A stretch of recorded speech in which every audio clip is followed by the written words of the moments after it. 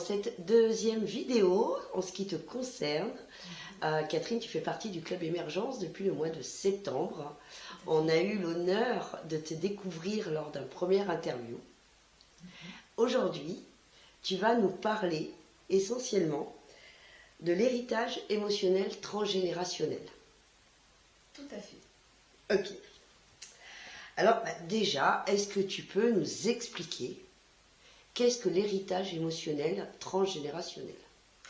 Alors, quand on parle d'héritage, on parle souvent soit d'argent, soit d'héritage biologique. Quand on parle notamment de nos parents, de nos grands-parents, on a les yeux bleus de la grand-mère, on a les beaux cheveux noirs de son père, etc. Mais on oublie toujours en fait que l'on possède aussi un héritage émotionnel, c'est-à-dire que l'on porte en nous les émotions de nos parents, grands-parents et arrière-grands-parents. Donc c'est un héritage, c'est un beau bagage que l'on porte sur son dos et qui parfois peut peser un petit peu lourd. J'imagine, ouais. Des émotions qu'on peut vivre au quotidien et qui ne nous appartiennent pas. C'est ça, exactement. En fait, ce sont des émotions qui vont diriger nos vies et qui vont faire que on va réagir et non pas agir. On va pas agir en tant que nous, mais on va réagir avec la colère du grand-père, avec la peur de la mère, ou ainsi de suite. Ok. Et alors, dans quel but est-ce qu'il y a des domaines spécifiques pour lesquels on va venir te voir pour ce genre de séance? Dans quel but est-ce qu'on vient faire ce travail d'émotion transgénérationnelle? Alors généralement, les personnes, elles viennent quand elles ont une problématique récurrente dans leur vie. Elles s'aperçoivent qu'elles n'arrivent pas à dépasser une peur ou qu'elles n'arrivent pas à lâcher parce qu'elles sont tout le temps dans le contrôle. Parfois, c'est parce qu'elles se dévalorisent constamment. Elles n'arrivent pas du tout à se sentir à la hauteur. Et puis, de temps en temps, c'est simplement parce qu'elles sentent que le transgénérationnel peut les aider, ça les intéresse, et donc elles viennent voir ce qu'elles peuvent retirer de ces séances-là.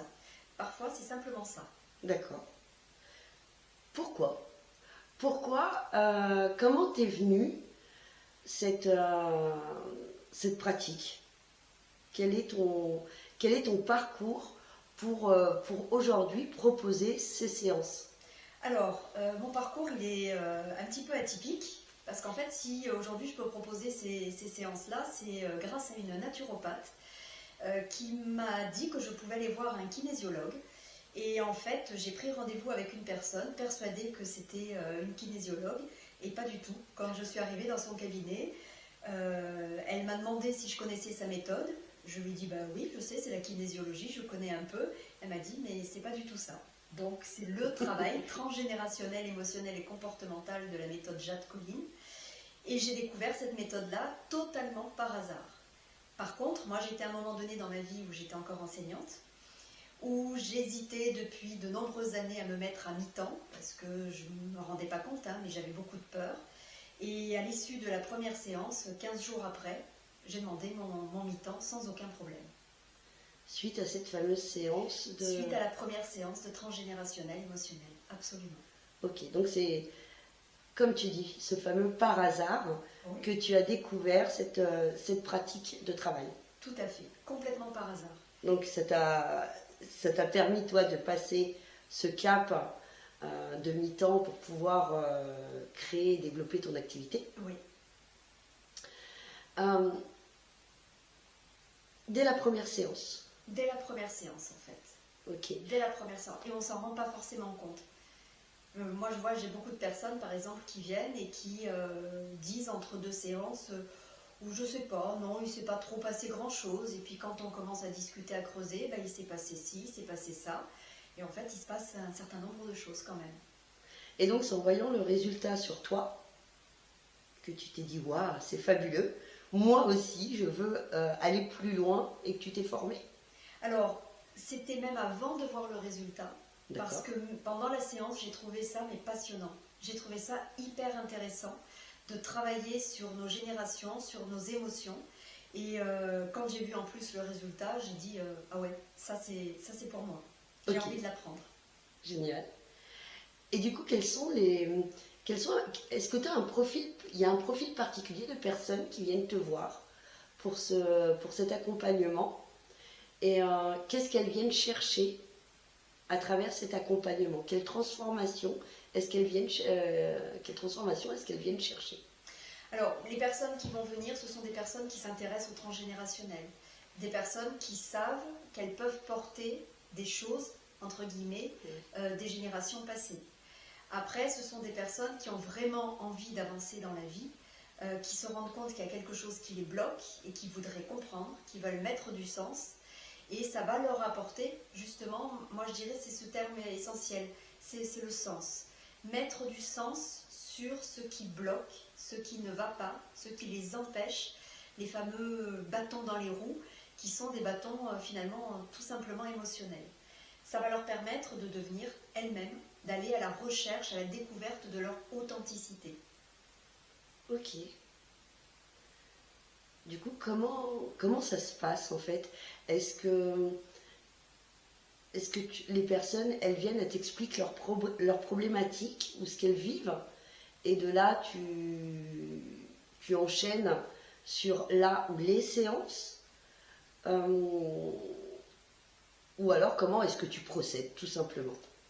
Alors en fait, il faut savoir que c'est un protocole en 3 séances. C'est un protocole qui a été mis en place par Jade Colline, qui est installée à Montauban, qui de par son histoire a compris que les émotions agissaient beaucoup sur sa vie.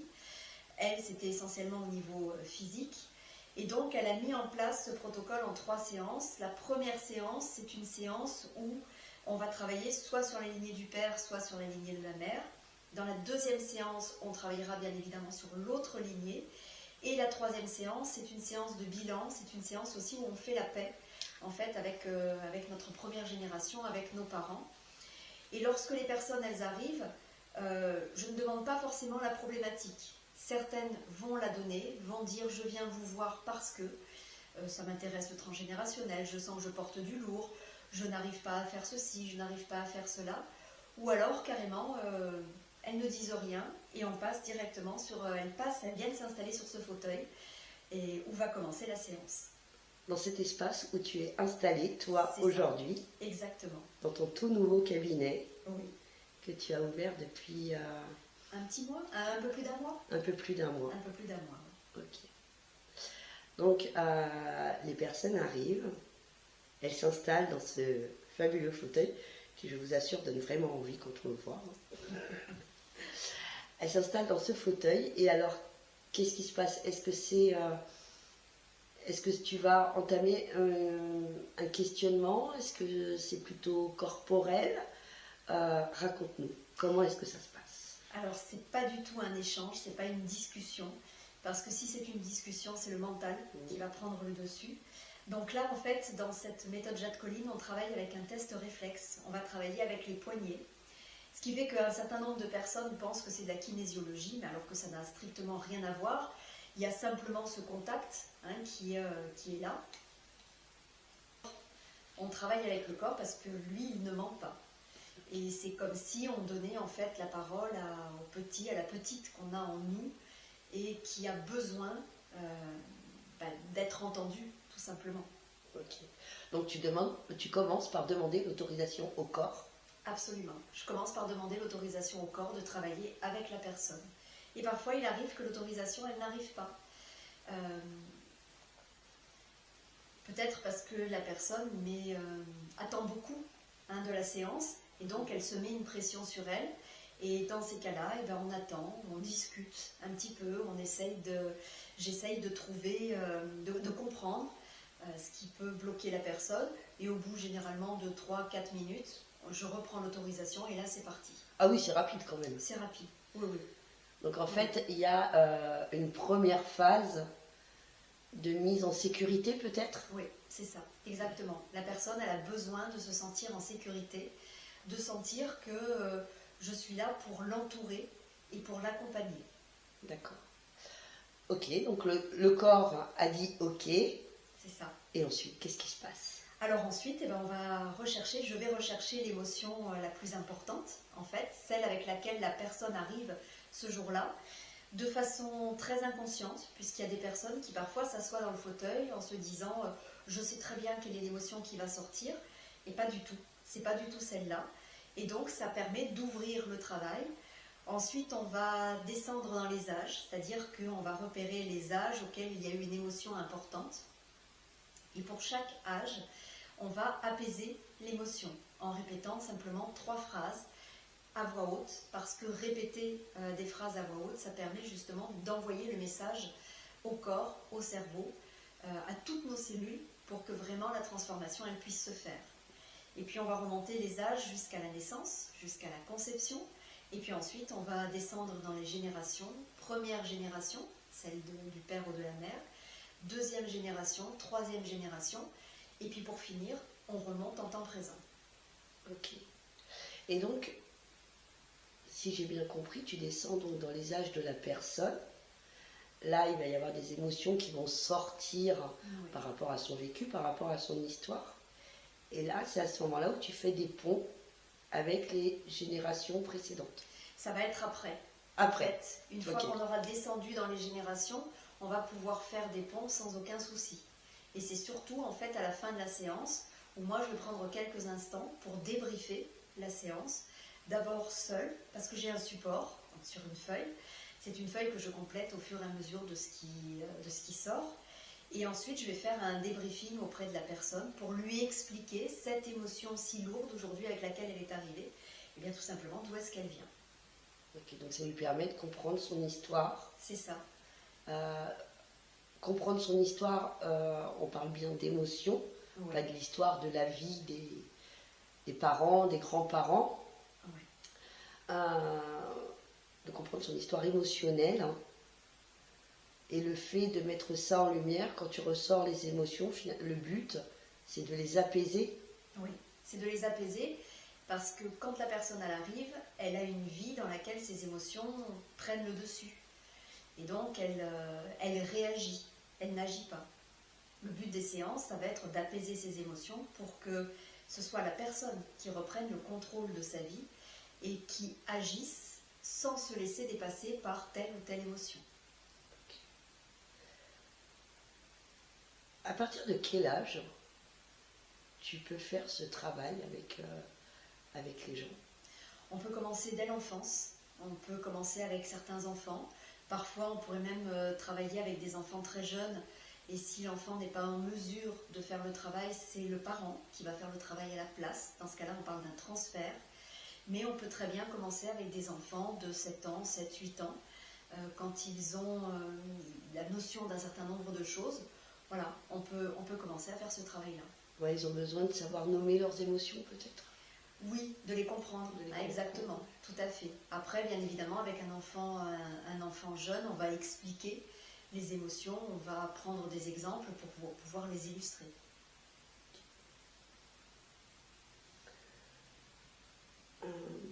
Est-ce qu'il y a des sujets spécifiques qui sont récurrents par rapport aux personnes qui viennent te voir? Oui, je dirais la dévalorisation. Il y a beaucoup de personnes qui se dévalorisent, qui pensent qu'elles ne sont pas à la hauteur de ce que la société leur demande, à travers le travail notamment. Et ce sont des personnes qui pensent qu'elles n'y arrivent pas et qui aimeraient bien sortir de ce schéma-là.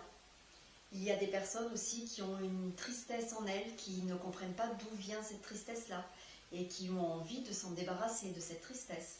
Donc on va pouvoir travailler avec ces séances pour comprendre un petit peu d'où est-ce qu'elle vient. Ça va être des personnes qui peuvent arriver aussi avec de la colère. Elles ne comprennent pas, mais elles sont tout le temps en colère contre tout. Donc on va pouvoir essayer d'aller fouiller, d'aller comprendre, d'aller chercher l'origine, la racine de cette colère permanente. Et ainsi de suite. Ok. Donc du coup, tu nous as dit 3 séances. Oui, 3 séances, tout à fait.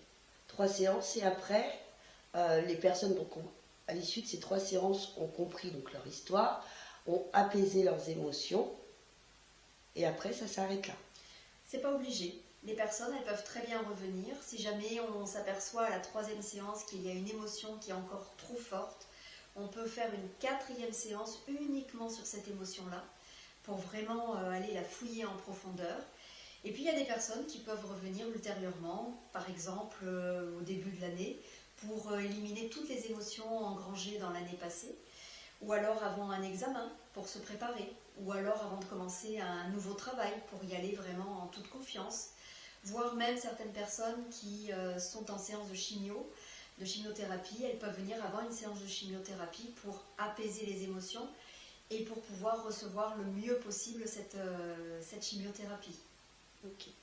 Donc ouais, en fait, on peut venir, ben, voilà, si on ressent ce besoin d'apaiser nos émotions dont on ne comprend pas le pourquoi du comment, et revenir aussi pour faire un petit peu comme un nettoyage à chaque cycle ou chaque année, Voilà, tout à fait. pour entretenir finalement notre santé émotionnelle. Exactement. Moi, je peux prendre un exemple. Oui. Quand j'ai eu rendez-vous au rectorat pour demander ma rupture conventionnelle à l'Éducation nationale, j'ai fait une séance avant pour pouvoir y aller dans les meilleures conditions. Voilà, pour me permettre de ne pas être dominée par mes émotions. Ok.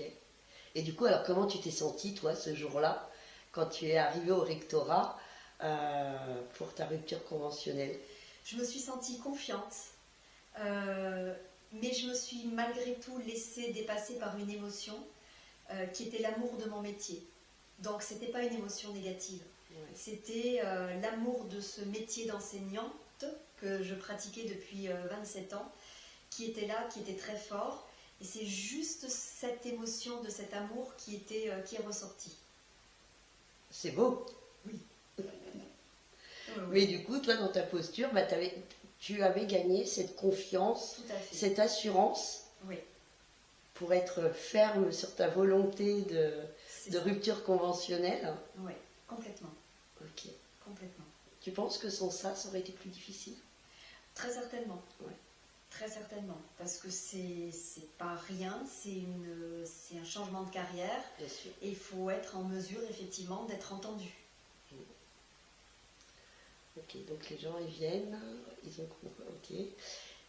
ils ont les 3 séances. Il y a comme un travail de fond qui peut continuer à être fait. C'est un investissement sur soi, en fait. C'est vraiment pour gagner en confort. Oui. Enfin, moi, perso, je vois comme un investissement. Hein. Ah, mais complètement. Et alors, cet investissement, j'imagine qu'il a un coût. Tout à fait. Combien coûte cette prestation, cette formule pour revenir dans son équilibre émotionnel et son plein épanouissement? Alors, cette séance, chaque séance est à 70 €. Et c'est vraiment un investissement, comme tu le dis, sur soi, sur son confort émotionnel, sur sa vie, un investissement sur son mieux-être, hein, tout simplement. Et c'est une décision qui appartient à chaque personne, mais qui fait que c'est vraiment, c'est le terme que tu utilises qui est parfait, on investit sur soi.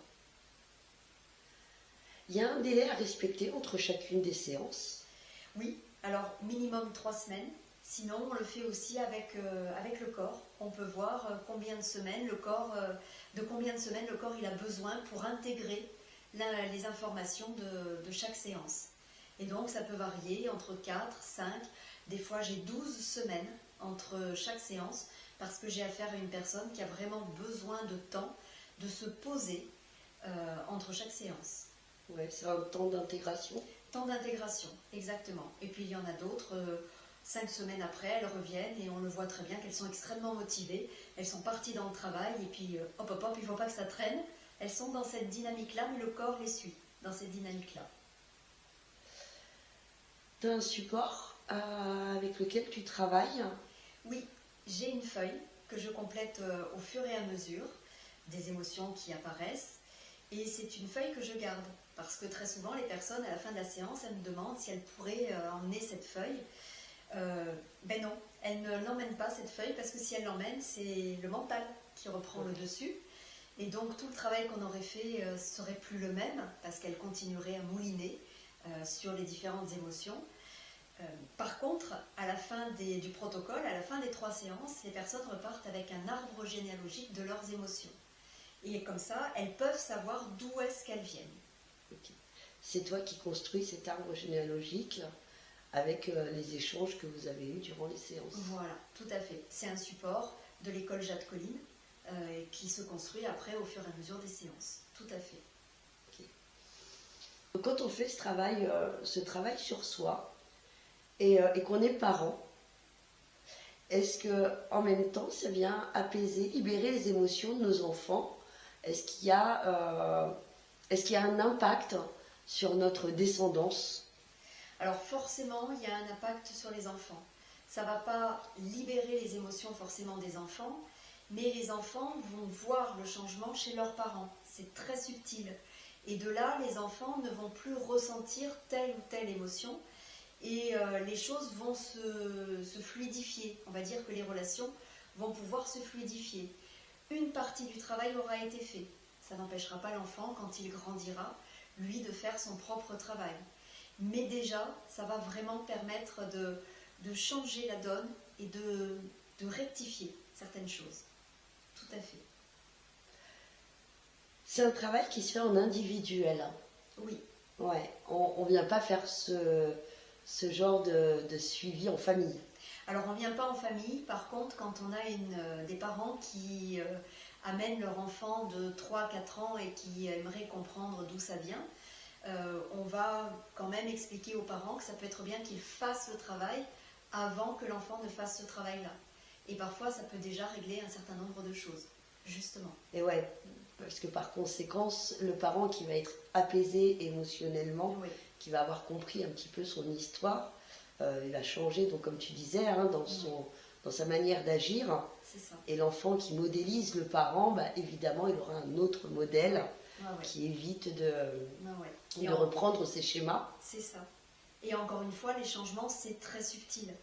Il y a beaucoup de personnes qui imaginent que tout va changer du tout au tout, que la problématique va être totalement supprimée, alors qu'en fait, le changement, il est subtil. Et c'est le regard des autres qui montre ce changement.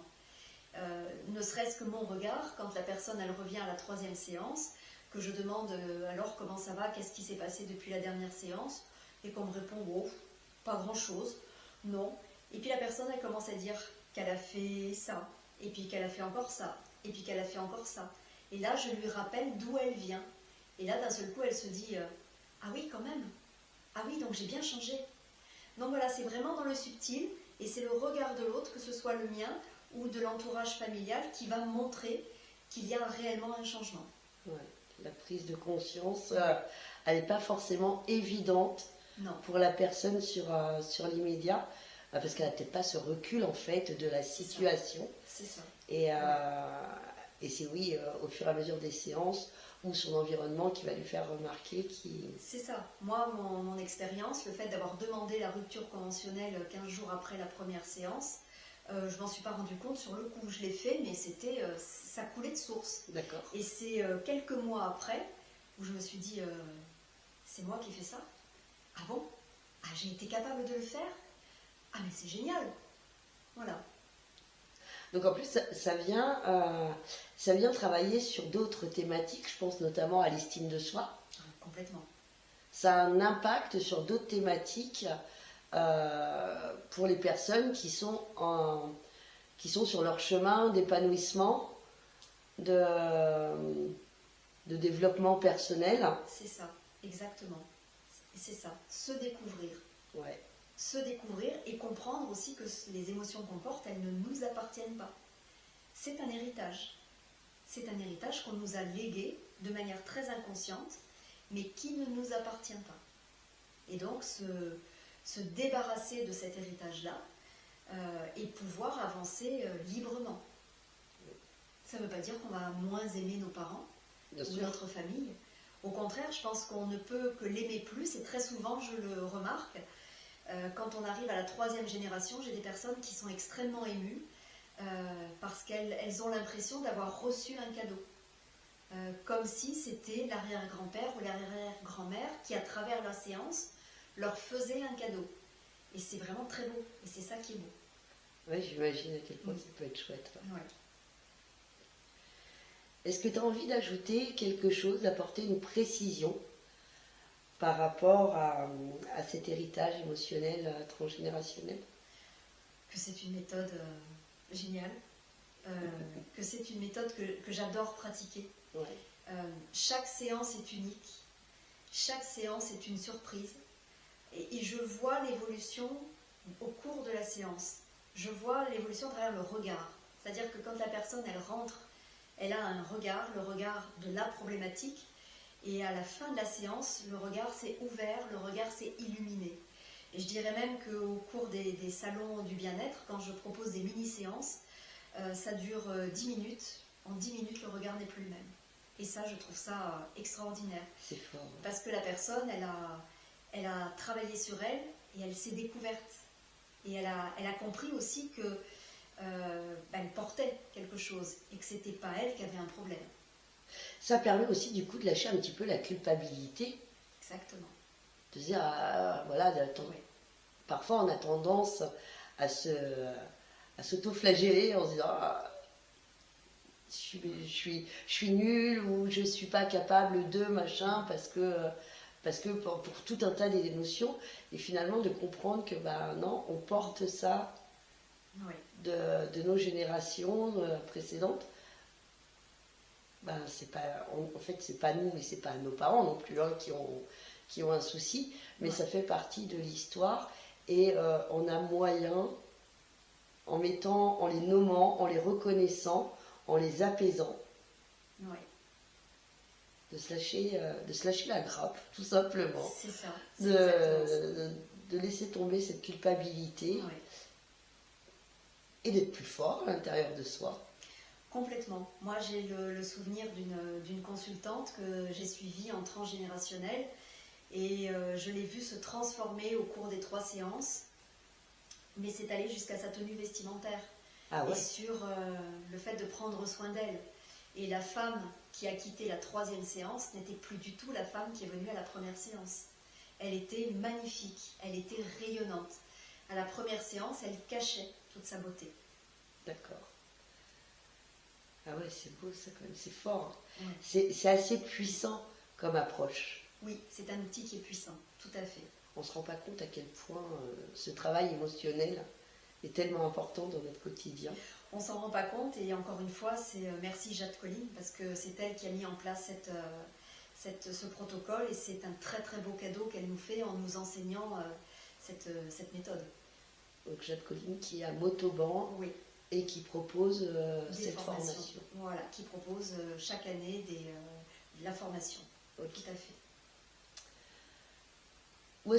Comment ça se passe pour te trouver comment ça se passe si on a envie de faire ce bout de chemin avec toi concernant cet héritage émotionnel? Rien de plus simple. Les réseaux sociaux, Facebook, Instagram déjà, sous le titre de Catherine Mieux-être. Et puis mon site internet également où vous aurez toutes les informations. Ok. Voilà. Et pour votre info, vous aurez toutes les infos juste en bas de cette vidéo. Catherine, merci beaucoup. Merci à toi, pour ces précisions, pour cet éclaircissement sur l'héritage émotionnel transgénérationnel et pour cette magnifique proposition que tu fais. Avec plaisir. De guérison.